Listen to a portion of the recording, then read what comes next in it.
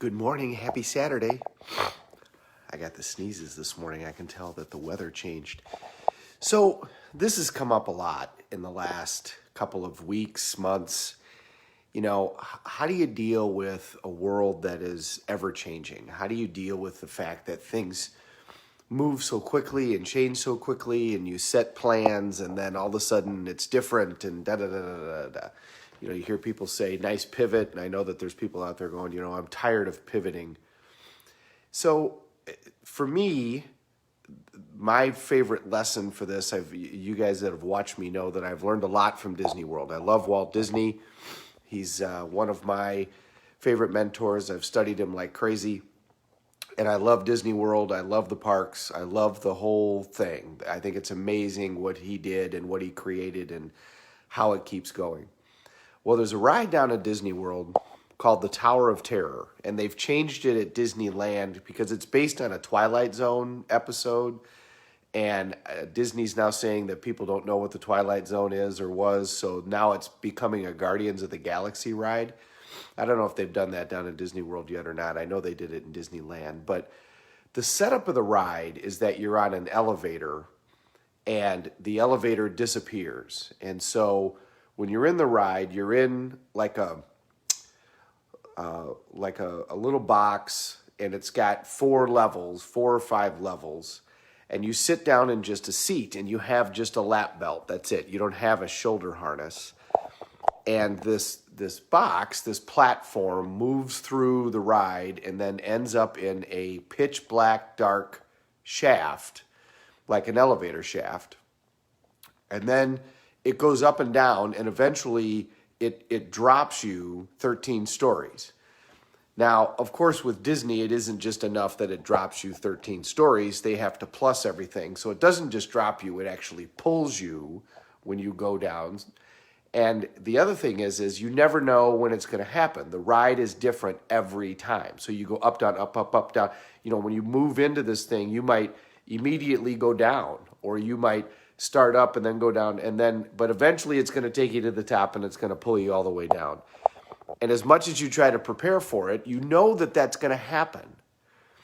But as much as you try to prepare for it, the ride messes with your head, and it gets you at a time when you're not suspecting it.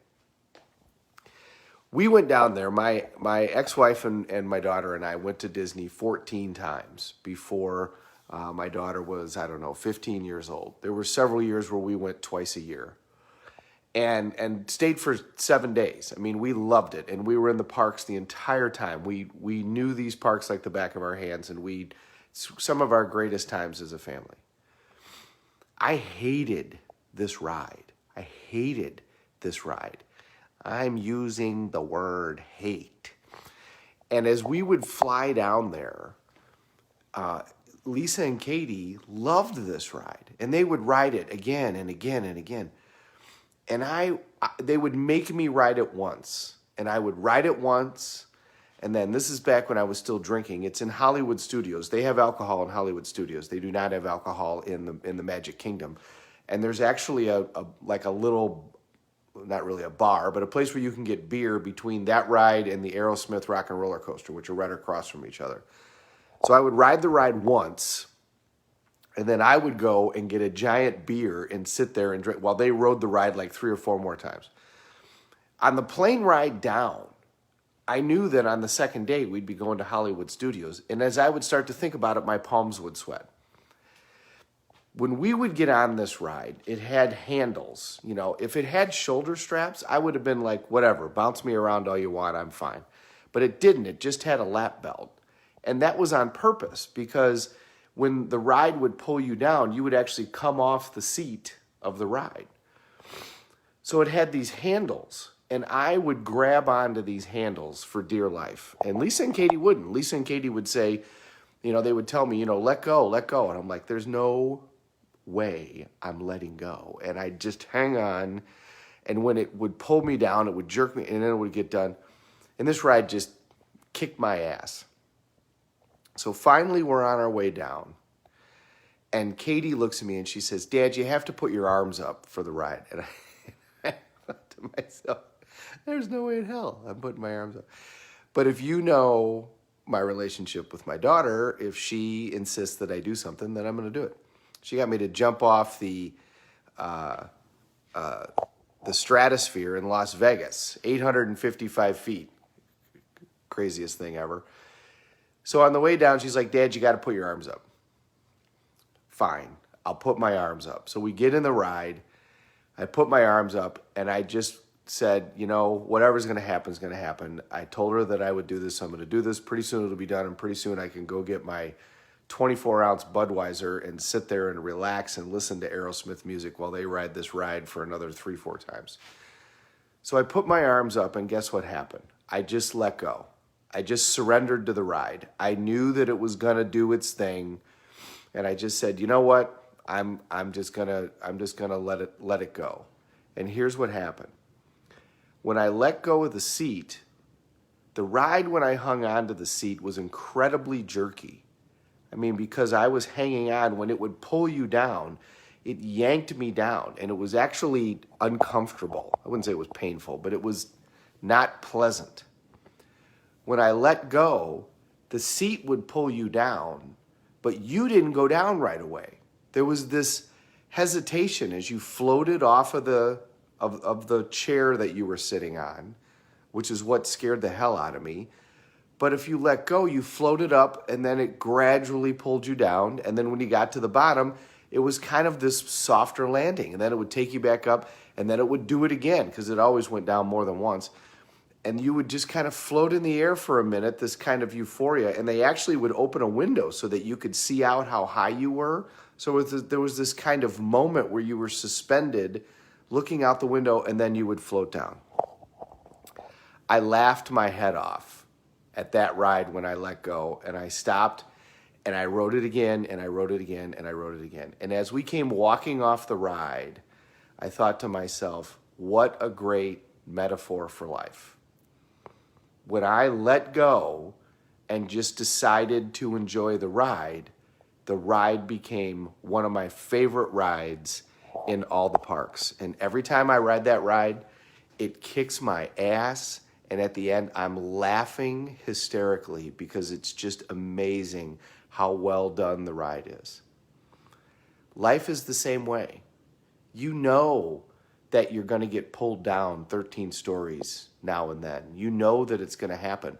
And you can try to hang on with everything you've got and control everything around you, but you can't control everything around you. You can't control pandemics. You can't control people getting sick. You can't control a parent dying. You can't. You can only control your response. And your response can either be, I'm going to hang on and control, but if you do that, what's your life going to be like? Is it going to be enjoyable? Are you going to appreciate the moments? Or is everything going to be amazingly stressful? Use whatever metaphor you want. If you're in the water, you can either drown to death when the waves come, or you can surf. In the winter, some people freeze to death, others ski. The lesson is the same. Life's a roller coaster. Enjoy it. Know that it's coming. That's the master. The master anticipates that there's going to be bumps in the road. There's going to be drops. It's gonna happen. So anticipate it. Put your hands up and enjoy the ride, and then adjust as you go. When the stock market crashes, what's it a great opportunity to do? Buy. When the world economy falls apart, what is it a great opportunity to do? Expand, if you can. And if not, then reevaluate and figure out why your business isn't set up to expand, and be prepared for the next time that there's a massive contraction.